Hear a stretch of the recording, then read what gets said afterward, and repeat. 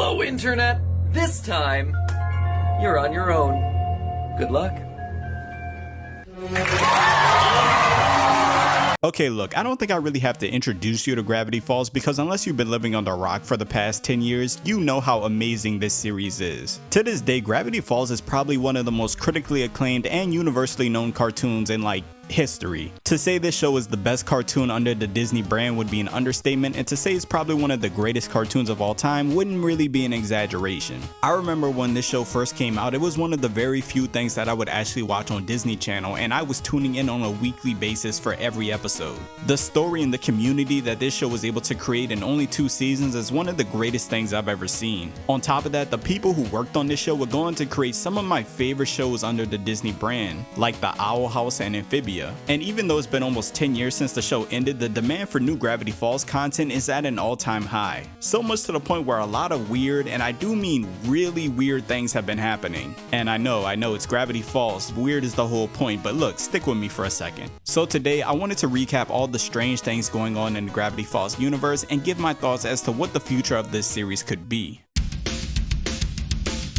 So as we all know, Gravity Falls ended all the way back in 2016. Ignoring the fact that makes me feel incredibly old, when Gravity Falls ended, a lot of people were confused if this was actually the end. Because having a show as popular and successful as Gravity Falls end with only 2 seasons was so unheard of. Also, the see you next summer at the end of the final episode didn't help dim the light of any fans who wanted to see a season 3. And look, I'm as delusional of a fan as anyone else, but for the better part of 8 years, it did not look like we were getting anything out of this series. Especially when the series creator Alex Hirsch jumped ship from The Big Mouse to Netflix. On top of that, he's kind of also been one of the most publicly outspoken people against Disney's censorship process, which, you know, yikes. And even though Disney was teasing a Gravity Falls revival a couple months ago, nothing really felt certain. Or at least it didn't until this little thing came out. You see, the Book of Bill was announced in December of last year, and it was promoted as a book written and told from the perspective of Bill Cipher, which made a lot of Gravity Falls fans go, how does that work? Because as far as we were concerned, Bill Cipher was supposed to be dead. But then again, a lot of fans also didn't care because, come on man, it's more Gravity Falls stuff. And I gotta say, for a show that's been gone for 8 years, Alex Hirsch sure knows how to market a product, because the marketing around the Book of Bill was insane. Because outside of the standard Twitter and YouTube ads, there was a TikTok account called The Oregon Parks that just started posting videos about the Book of Bill out of nowhere. And if you were watching these videos as they were coming out before the release of the Book of Bill, bro, there was so much hype. There was videos where teeth was falling out of the book was infecting other books, and overall it was just showing that the Book of Bill was no good for anyone to have, which unironically made me.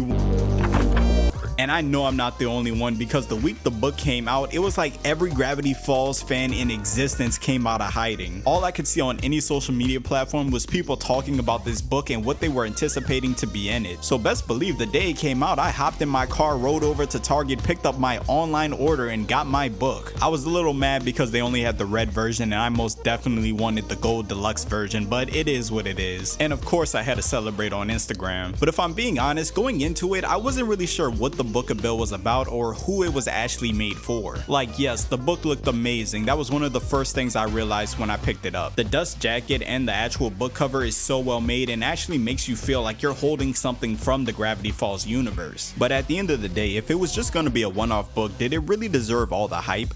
The answer is yes. The Book of Bill not only gave us new Gravity Falls content, but opened up a can of worms that I couldn't even have expected. And by the end of it, there were so many questions I was asking myself. Are we getting a Gravity Falls season 3? Are we getting a Bill Cipher show? I don't know what I thought this book was going to contain, but one thing that wasn't at the top of my list was relationship advice from Bill Cipher. But okay, let's actually dive into the book. The book starts off from the perspective of Ford after the events of the final season. He talks about how after defeating Bill, lately he's been having the "We'll Meet Again" song that Bill sung to him while he was in prison stuck in his head. And even though he's sure that Bill isn't in their reality anymore, he has a strange feeling that Bill is somewhere out there. He then says that one day he randomly stumbled upon a black book with a triangle on it, that being the Book of Bill. And Ford's last message before we actually get into the book is a warning saying don't turn the page, don't write your name in it, and don't believe Bill's words. Which I'm not gonna gonna lie to you, is a fire introduction. I also like how the introduction is in the style of Forged Journals, which really just separates the feeling of it from the rest of the book. Now if you're wondering how Bill Cipher's still around, it's explained in the Book of Bill that after Bill was supposedly destroyed by Stan, he was granted a second chance at life by the Axolotl, because if you remember in the final episode, right before Bill got destroyed, he did a whole lot of chanting. Play that chanting in reverse and you hear him cry out to be able to return one day.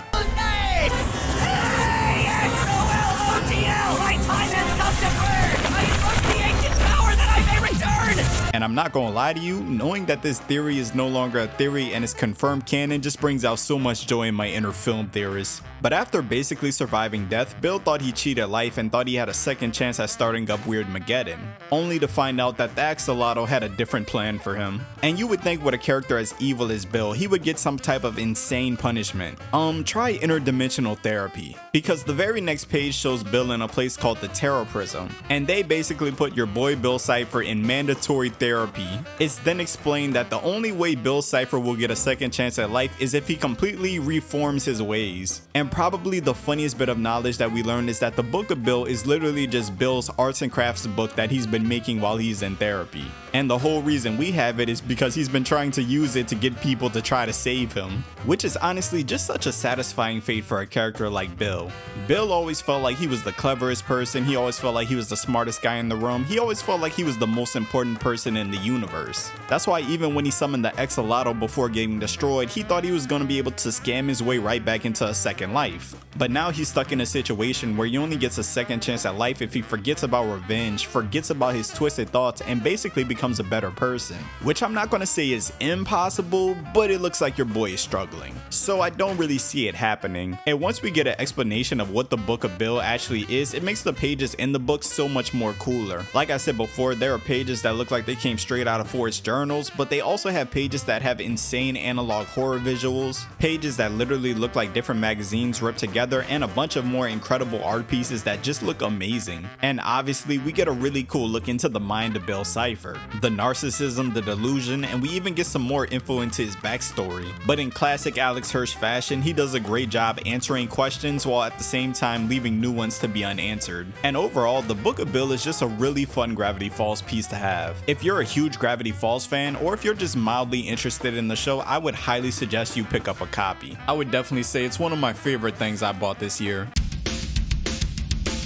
So as many of you can probably guess, the Book of Bill wouldn't really be a Gravity Falls book without Alex Hirsch dropping a few puzzles inside. And almost immediately as people got the book, they quickly began to search it looking for any mysteries that they could find. And people quickly found that at the beginning of the book there was a website listed called thisisnotawebsite.com, which opened up an entire mystery hunt that people were solving in real time. When you first go to the website, it asks for a password, and after doing independent readings as well as communicating with people online, the community figured out that the password was TJ Eckelberg, a Great Gatsby reference. And honestly, I don't understand what Alex Hirsch's obsession with the Great Gatsby is, but here we are. And I just remember thinking to myself while all this was happening in real time, bro, why did MatPat have to retire? But once you put the code in, it brought you to a countdown. Now every delusional Gravity Falls fan in the world thought to themselves, hey, this has to be a countdown to a new season.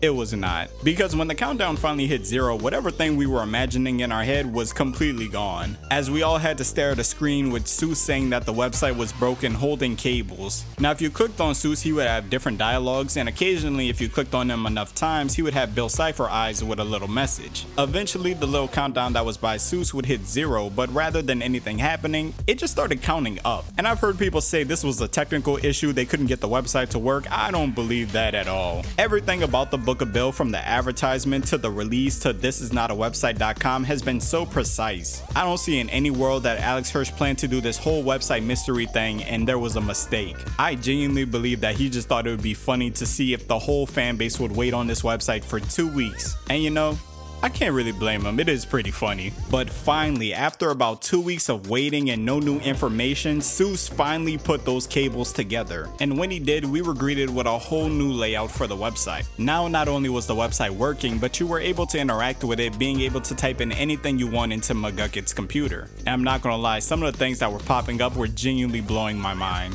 I'm not gonna dive too deep into it just in case any of y'all want to experience it for yourselves. But let's just say there are so many Easter eggs, jokes, and theories that that have came from this website, I don't even know what to actually believe. I do want to say it's actually amazing that Alex Hirsch was able to put so much time and effort into this website, because it's not like a one and done type of thing. There are so many different passwords, so many different possibilities that you can put into the computer that even to this day people are still discovering new things from this website. As of right now, there are over 300 different things that you could type into the computer, and it's just crazy to think that those are just the ones that we know right now. Like, it's actually crazy to think that there are even more things that people haven't discovered. And I think things like this really show that Alex Hirsch really cares about Gravity Falls and only wants to do the best when it comes to this series, because I can't name too many creators that are going this hard for a series that ended almost a decade ago.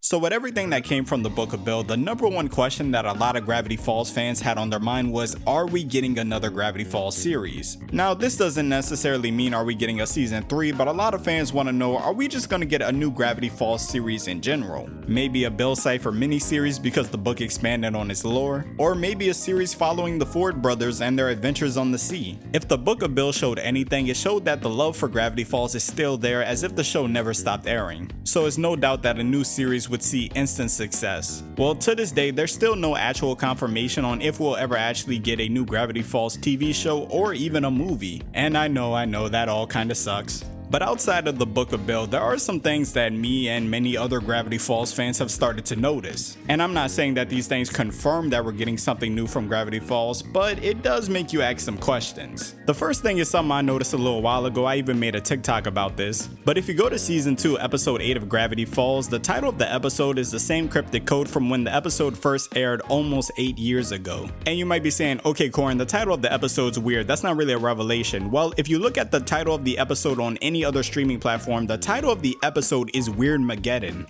And when you think about it, it is kind of weird how Disney owns Disney Plus and Hulu, but the title of the episode is different on 2 different platforms. And you might think this could just be a simple mistake, but Gravity Falls ended 8 years ago, and this is the only episode out of 2 seasons that has 2 different names. On top of that, over the last couple months, the voice actor for Dipper Pines, Jason Ritter, has been posting some really cryptic messages on Twitter. Now, could this just be marketing for the Book of Bill? Possibly, but you never know. But above all, the thing that made me think it might be possible for us to get a new Gravity Falls series is the fact that Disney has recently released a new Gravity Falls animation. And this might not seem like that big of a deal. I mean, Disney does own Gravity Falls, but the thing is, they haven't released a Gravity Falls animation in almost a decade. And I really can't even say it's just advertisement for the Book of Bill, because nowhere in the video or in the video description does it even promote the Book of Bill. And it just makes me think, does Disney know something that we don't know? But honestly, even though it's uncertain what's gonna happen with Gravity Falls, I think it's pretty cool how even though the show's been gone for so long, people are still so hype about it, and we're sitting here discussing what could be next for this series. But if you made it to the end of the video, make sure to like, comment, subscribe, and hit that noti bell to be notified when I upload my next video. Also follow my socials in the descriptions if you want to keep up with me, or if you want to suggest which show I should cover next. And until then, it's been your boy CorinXV, and I'm off this. Up in this tank, yeah, it's on. Turn on bus mask up like cold. Pull up in Rovers, it's on. Bitch, I'm cheese sauce, so this cold. Llama, it can't want no hoes. Bottle, it can't let me pour. High as fun, just like a flow.